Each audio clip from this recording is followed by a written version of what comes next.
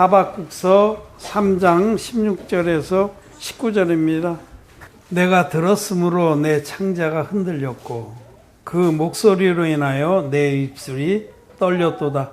무리가 우리를 치러 올라오는 환난의 날을 내가 기다림으로 내 뼈에 썩는 것이 들어왔으며 내 몸은 내 초소에서 떨리는도다. 비록 무화과 나무가 무성치 못하며 포도나무에 열매가 없으며 감람나무에 소출이 없으며 밭에 식물이 없으며 위에 양이 없으며 외양간에 소가 없을지라도 나는 여호와를 인하여 즐거워하며 나의 구원의 하나님을 인하여 기뻐하리로다. 주 여호와는 나의 힘이시라. 나의 발을 사슴과 같게 하사 나로 나의 높은 곳에 다니게 하시리로다. 이 노래는 영광을 위하여 내 수금에 맞춘 것이니라.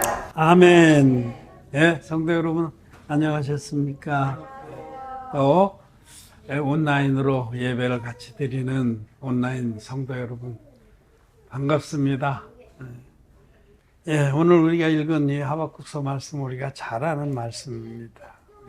예배 끝나고 말씀 끝나고 이 찬양 무화과 나무 잎이 마르고 포도 열매가 없으며 이 말씀으로 지은 찬양을 할 겁니다.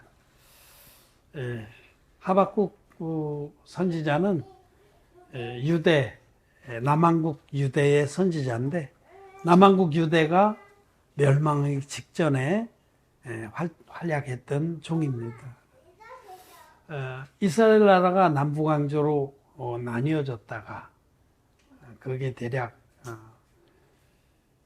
기원전 900년 조금 넘어서 그러니까 다윗 왕의 아들 솔로몬이 왕위를 이어받고 또 솔로몬의 아들 르호보암이 왕위를 이어받았다가 그 르호보암 왕 시대에 남북으로 나뉘었어요.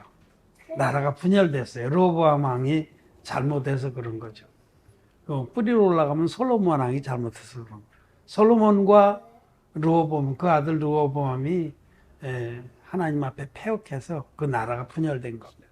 그 분열되고 끝내는 두 나라가 다 멸망합니다. 북왕조가 먼저 멸망하고 그 후에 한 150년 후에 남왕조가 멸망하는데 이 남왕조가 멸망할 시기에 하나님의 말씀을 대언했던 종이 하박국입니다. 얼마 안 있어서 이 하박국 선지자가 이 하나님의 말씀을 대언하고 얼마 안 있어서 멸망합니다.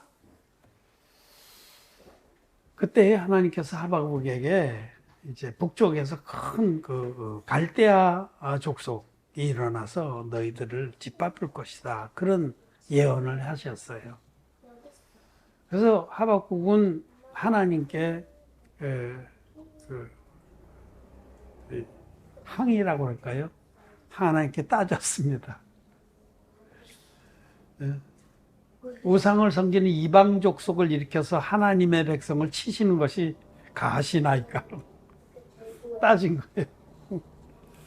근데 하나님께서 그렇게 하시는 겁니다. 하나님이 이스라엘 백성이 이미 이때쯤이면 우상 숭배도 심했고 하나님의 말씀도 버리고 패역한 길로 갔습니다. 그거는 이미 그 많은 선지자들에게 경고하신 거예요. 너희들이 돌이키지 아니하면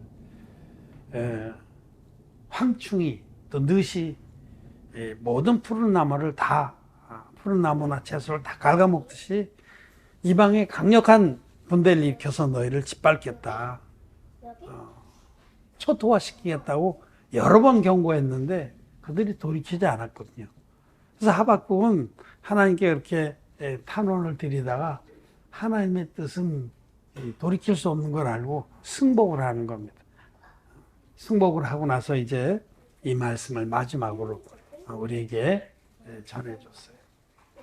이 하박국 선지자의 예언은 짧습니다. 3장밖에 안 되는 이 예언의 말씀에 또 우리들이 지금도 아주 중요하게 여기는 말씀, 오직 의인은 믿음으로 말미암아 살리라. 이 말씀도 하박국 선지자를 통해서 주신 거예요. 로마서에 오직 의인은 믿음으로 말미암아 살리라 하신 것이 이 로마서 말씀이 하박국서를 인용한 말씀입니다. 그 말씀이 2장 4절에 있고요. 2장 4절에 그 2장 4절 후반부에 그러나 의인은 그 믿음으로 말미암아 살리라. 의인은 믿음으로 사는 겁니다. 의인은 복음을 믿음으로 영생의 생명을 살고 또 그 생명을 얻은 후에도 하나님의 모든 약속의 말씀 믿음으로 남은 때를 사는 겁니다. 생명을 얻는다는 뜻도 있고 산다는 것은 생명을 얻는다, 영생의 생명을 얻는다는 뜻도 있고 또 그 영생의 생명으로 남은 때를 살아간다라는 이 두 가지가 다 의인들에게 해당합니다. 저와 여러분은 진리의 복음을 믿음으로 생명을 얻었습니다. 살아났습니다. 믿음으로, 복음을 믿음으로 살아났고 이제 남은 생애를 하나님의 모든 약속을 믿음으로 사는 겁니다. 또 한 가지는 바다가 온 땅을 덮은 것 같이 여호와를 아는 지식이 온 땅을 인정하는 것이 세상에 가득하리라 하신 그 말씀도 이 2장은 이제 하나님의 응답인데 하나님께 탄원하는 그 하박국에게 이 말씀도 주셔서 2장 14절의 말씀 보면 대저 물이 바다를 덮은 같이 여호와의 영광을 인정하는 것이 세상에 가득하리라. 이게 우리의 소망입니다. 우리는 이 약속의 말씀 믿고 지금 진리의 복음을 전하는 겁니다. 초대교회 이래로 사단 마귀는 가라지의 복음으로 온 세상을 덮었습니다. 붉은 말의 시대가 시작되면서 가라지의 복음은 복음 비슷한데 아닌 사이비 복음입니다. 가라지도 나달하고 똑같이 생겼거든요. 쭉정이도 외모는 똑같아요. 근데 알맹이가 없어. 생명이 없어요. 그래 소위 지금 이 세상에 보편적으로 모든 기독교인들이 믿고 있는 복음은 십자가의 피만의 복음입니다. 반쪽입니다. 반쪽. 껍데기만 있고 알맹이가 없어요. 내재가 예수님께 넘어간 진리가 빠진 복음을 그걸 가라지의 복음이라고 합니다. 그 가라지는 생명이 없습니다. 진리의 복음, 성경대로의 복음은 물과 피의 복음입니다. 예수께서 요단강물에서 받으신 세례와 십자가에서 흘리신 피로 완성된 성경대로의 복음이 진리의 복음입니다. 이 복음을 믿으면 죄인이 의인으로 거듭납니다. 진리의 복음은 능력이 있습니다. 그러나 이 진리의 복음에서 한 축을 빼버린 가라지의 복음은 아무 능력이 없습니다. 죄인이 아무리 십자가의 피만의 복음을 믿는다고 고백하고 예수를 영접해도 그대로 죄인입니다. 그 영접기도 뭐라고 아시죠? 영접기도. 요한복음 1장에 있는 말씀을 바탕으로 사람들은 영접기도를 많이 합니다. 그 아들 예수를 영접하면 하나님의 자녀가 된다. 요한복음 1장에 그 말씀을 가지고 영접이라는 것은 환영에 맞이한다 이런 뜻인데 영접 기도를 시키는 거예요. 영접 기도를 영어로는 죄인의 기도라고 이렇게 불러요. Sinner's prayer. 영접 기도가 그렇습니다. 창세기 1권 개정판을 번역하면서 이게 우리는 영접 기도라고 표현하는데 그리고 영접이란 말이 환영해서 맞이한다 그러면은 뭐 이걸 어떻게 표현하나 한참 찾았더니 그거를 Sinner's prayer라고 이렇게 쓰더라고요. 또 다른 말도 하나 있는데 그걸 많이 쓰더라고요. 죄인들의 기도, 즉 예수님을 내가 구주로 영접합니다 할 때 그들이 하는 게 주여 나는 죄인입니다. 그래서 죄를 고백하고 그러나 예수님이 우리의 죄를 대속하기 위해서 이 땅에 오셔서 십자가의 보혈로 우리 죄를 다 갚아주셨다고 하니 내가 이 주님의 보혈의 능력을 믿습니다. 내 마음에 오셔서 나의 죄를 사하시고 또 나의 구주가 돼 주시옵소서. 그렇게 이제 따라가는 게 영접 기도예요. 인도자가 먼저 인도를 하면 한 구절씩 인도를 하면 그 예수님을 믿기로 작정한 사람이 앵무새처럼 따라. 그럼 영적 기도를 하면은 죄사함 받고 의인이 되느냐? 천만의 말씀. 영적 기도를 100만 번 해보세요. 죄는 안 없어져요. 왜? 십자가의 피만의 복음은 하나님의 복음이 아니기 때문에. 하나님의 살아있고 능력 있는 말씀으로 된 복음이 아니기 때문에 영적 기도를 하면 처음엔 기분이 좋아요. 내가 영적 기도를 해서 내가 하나님의 자녀가 되는, 하나님 자녀가 되는 권세를 주셨다. 누구든지 그 이름을 믿고 그 아들 영적 하나님 자녀가 되는 권세를 주셨으니 했으니 내가 자녀가 됐다라고 이렇게 생각하지만 죄는 안 없어져. 그냥 죄는 그냥 있어요. 언제나 죄인입니다. 그런데 하나님은 거룩하십니다. 하나님의 자녀가 되려면 결코 죄가 없어야 됩니다. 그래서 로마서 8장 1절에는 그러므로 이제 그리스도 예수 안에 있는 자에게는 결코 정죄함이 없나니 라고 말합니다. 진리의 복음을 믿는 자는 결코 죄가 없습니다. 그게 정상입니다. 예수님 믿고도 죄가 있는 것이 비정상입니다. 그건 속은 겁니다. 마귀의 가짜 복음, 마귀가 뿌려놓은 가라지의 복음에 속은 겁니다.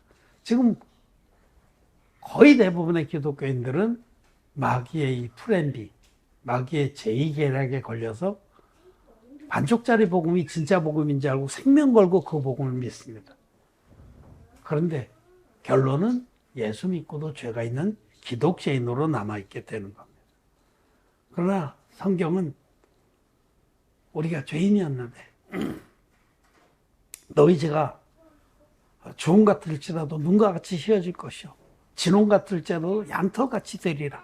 그렇게 약속하셨고 예수님이 하나님의 아들이신데 이 땅에 육신을 입고 오셔서 받으신 세례와 십자가에서 흘리신 피로 우리 죄를 완벽하게 영원토록 없애주셨다는 것이 성경의 진리입니다. 이것이 바로 물과 피로 임하신 예수님께서 완성해 주신 진리의 복음입니다. 성경은 예수님이 물과 피로 임하셨다고 선포합니다. 물로만 아니요 물과 피로 임하셨다. 요단강의 세례와 십자가의 피로 우리의 모든 죄를 깨끗하게 없애주셨다고 하나님의 말씀이 분명하게 기록하고 선포하는 겁니다. 그래서 이 하박국이 선포한 이 말씀, 대저 물이 바다를 덮은 것 같이 여호와의 영광을 인정하는 것이 세상에 가득하리라. 여기 나타난 이 물이 계시하는 것은 진리의 복음입니다. 물이 온 땅을 덮은 것 같이 진리의 복음이 온 땅을 덮을 것이다. 이 말씀, 이 예언의 말씀은 다른 곳에, 성경의 다른 곳에도 있습니다. 이사야서에도 있습니다.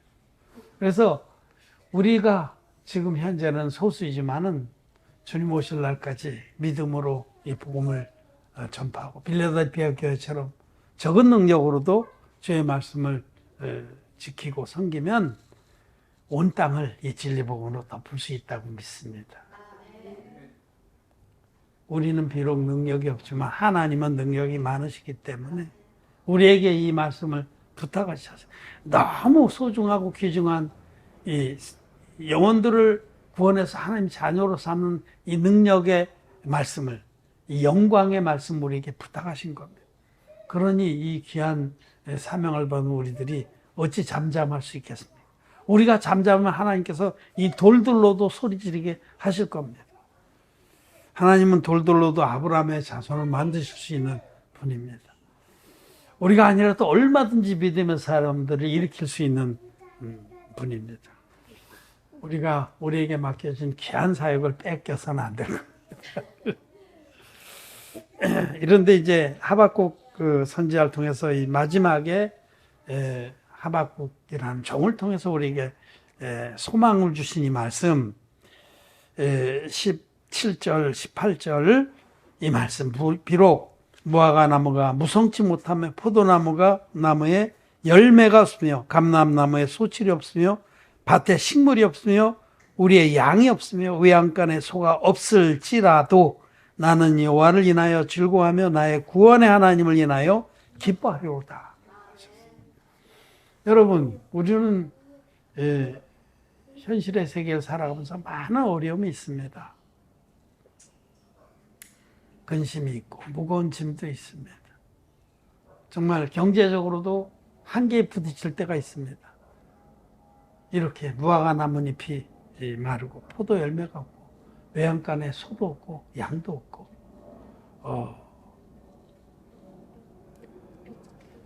감람나무에도 소출이 없고 당장 끼니가 어렵고 빚더미에 올라앉고 뭐 그런 어려운 상황이 있습니다. 네, 있습니다. 저도 최근에 많이 어려웠어요. 교회 기업을 운영하면서 정말 막막한 순간을 맞을 때가 있어요. 그럴 때 여러분 상황이 어렵고 깜깜하고 이럴 때 정말 우리가 그런 상황에서도 나를 구원하신 그 하나님의 은혜 그거 하나만으로 감사하고 기뻐할 수가 있느냐라고 이 말씀 앞에 우리는 물어야 됩니다. 실제로 상황이 어렵고 깜깜하면 마음도 주저앉습니다. 침울하고 하나님께도 막 원망하는 마음도 일어나고 뭡니까 이게? 내가 주님을 그래도 마음을 다해서 섬겼는데 이게 뭡니까? 당장 마이너스 통장도 다 거달라게 되는데 이거 어떡합니까? 응? 주님의 일은 접어놓고 그냥 나더러 나가라는 말씀입니까? 네. 그런 마음이 듭니다. 그러나 주님은 그럴지라도 너희가 받은 구원이 얼마나 귀한지는 잊지 말라는 겁니다. 아무것하고도 비교할 수가 없어요. 우리가 받은 구원은 그거는 이 땅의 것, 이 우주하고도 바꿀 수 없는 거예요. 한 영혼이 얻은 영생은 천하보다 귀한 겁니다. 여러분 이 땅은 다 해봐야 지나가는 거예요. 다 해봐야 지나가는 겁니다. 이 또한 지나가리라.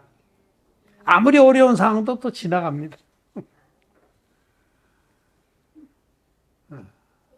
정말 어떤 어려운 순간에 닥쳐서 절체절명의 어려움이 오면은 사람은 차라리 그냥 눈을 감았으면 좋겠다. 그런 생각까지 나요. 그냥 감고 편안히 쉬면 천국인데 뭐. 자금이 요로 주 안에서 자는 자는 복이 있다 하셨는데 저도 언뜻 그런 생각이 들 때가 있어요. 지금 이렇게 저렇게 뭐 다 걱정하고 염려하고 무거운 짐을 혼자 질 게 아니라 그냥 나는 구원받았고 천국의 생명록 책에 내 이름이 분명히 기록된 줄 확신하니 그냥 쉬었으면 좋겠다. 자가 그냥 불러가셨으면 좋겠다. 이런 생각을 할 때가 있어요. 그러나 그럴 수 없습니다. 왜냐하면 주님께서 우리에게 주신 영생만큼이나 귀한 이 복음의 사역을 또 붙이셨기 때문에 이 사역을 생각하면 절대로 그럴 수가 없습니다. 우리 의인들이 이 일을 마다하면 누가 하겠어요? 그래서 그 일을 생각하면은 이를 악물고 믿음을 지켜야 되고 하나님께 기도해서 벗어나야 되는 겁니다. 그래서 간절히 기도합니다. 그리고 응답이 더딜지라도 절대로 낭망하지 않습니다. 우선 우리에게 베푸신 이 영생의 구원만 해도 우리는 다 딴 겁니다. 이미 얻을 걸 다 얻은 겁니다. 무엇과도 바꿀 수 없는 영원한 생명을 얻었습니다. 이거 하나만 해도 이 땅이 아무리 어렵고 곤고하고 무거운 짐이 있고 그래도 아무 상관이 없습니다. 자기 안에 있는 영생의 구원을 귀하게 여기는 사람은 이 땅의 것들에 그다지 눌리지 않습니다. 다 해봐야 지나가는 거고 다 해봐야 우리는 천국입니다. 다 해봐야 죽는데 죽으면 천국입니다. 그러면 사도 바울이 죄사함받은 다음에 걸었던 길을 생각, 꽃길입니까? 아닙니다.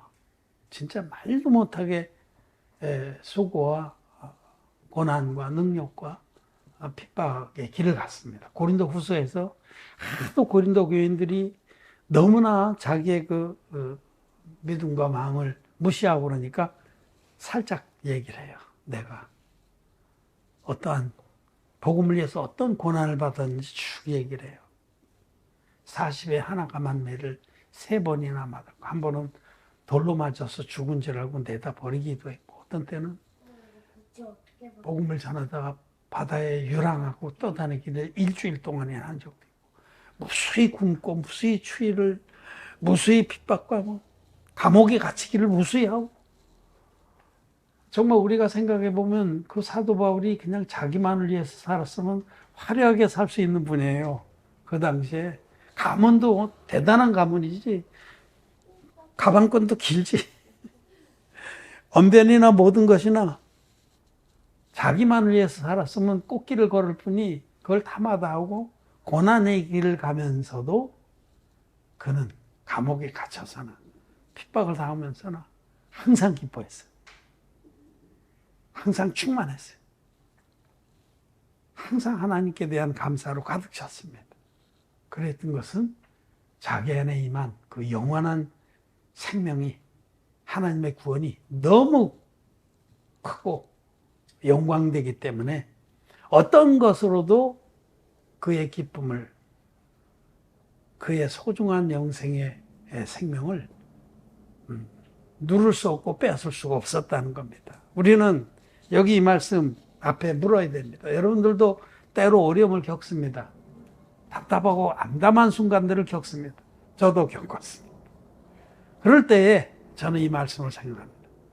아무리 어려워도, 아무리 모든 것을 다 잃어버린 것 같아도 우리에게 이미 주신 이 영원한 생명, 진리의 복음을 믿음으로 우리가 얻은 이 구원을, 이것과는 비교할 수가 없는 겁니다. 그래서 그거 하나만 가지고도 구원의 하나님께 감사의 제사를 드릴 수가 있다라고 하박국 선지자는 선포한 겁니다.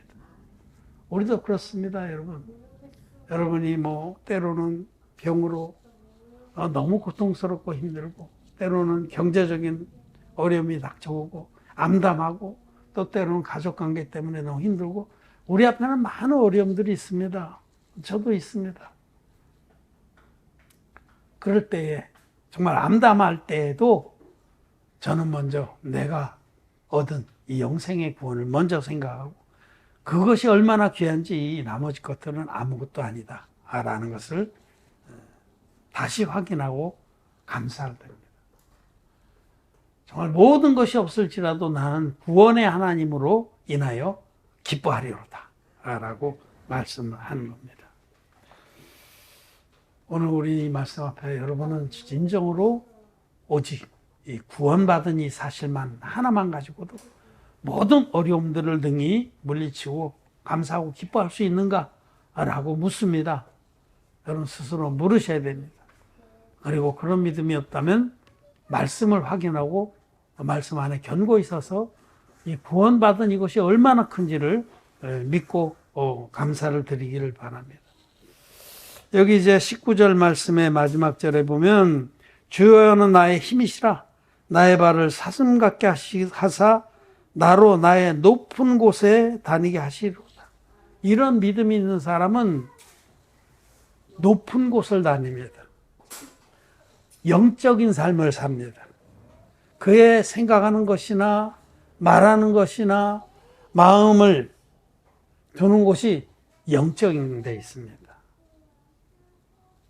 위의 것을 찾습니다. 높은 것을 다닙니다.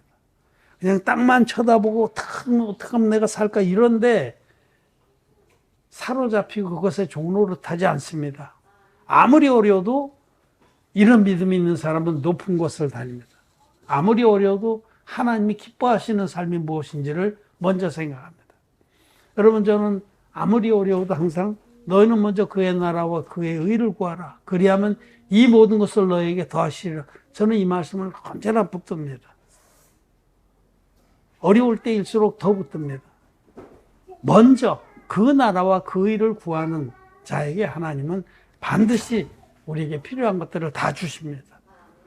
그리고 어려움이 오래돼서 왜 이렇게 더딘가 하나님이 주무시나 살아계시기나 하나 그런 시험이 들 때에 여러분 담대하게 기도하시고, 하나님께서는 정말 우리를 믿음의 사람으로 키우시길 원합니다.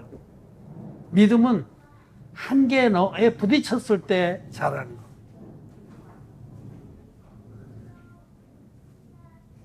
제가 그 전에 이제 청소년 때 내 친구 하나가 그 바디빌딩을 열심히 하는 친구가 있어요. 그래서 그 집에 뭐 기구도 많이 만들고. 그 친구가 거기 가서 같이 하면은 나는 이제 잘 안 하니까.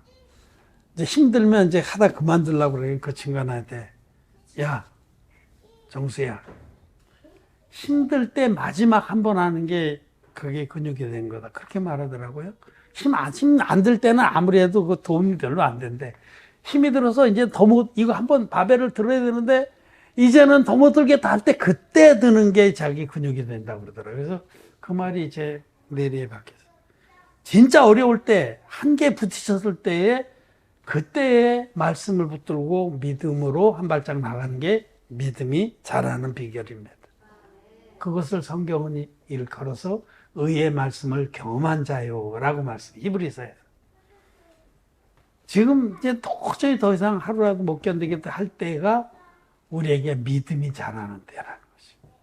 끝까지 하나님의 살아계시고 역사하시는 것을 잊지 않고, 하나님은 당신의 말씀을 한 점 안에도 떨어뜨리지 않고 다 이루시는 분입니다.